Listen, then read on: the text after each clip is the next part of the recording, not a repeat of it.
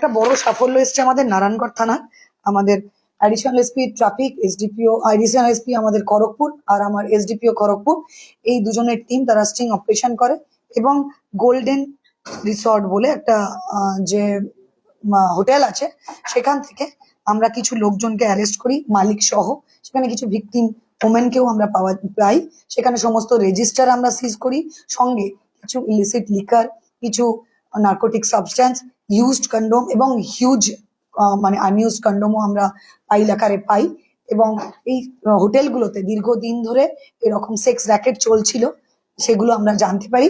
এটা আমরা আগামী দিনে সমস্ত হোটেলগুলোকে আমরা নিয়ে মিটিং করছি, তার রেজিস্টারগুলো চেক করছি প্রপারলি, কারা আসছে কারা যাচ্ছে, কোনো মাইনর আসছে কিনা, উইদাউট ডকুমেন্টেশনে কাউকে ঘর ভাড়া দেওয়া হচ্ছে কিনা সেগুলো চেক করব।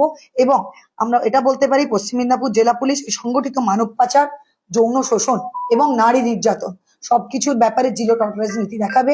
যেরকম ভাবে আমাদের মাননীয় মুখ্যমন্ত্রী বলেছেন, নারীদের এবং শিশুদের সুরক্ষা এবং তাদের সমস্ত আইনত সাহায্যের জন্য পশ্চিম মেদিনীপুর পুলিশ সব সময় ওনার দেখানো মার্গদর্শনে সব সময় সবার পাশে থাকবে, সাথে থাকবে। Thank you.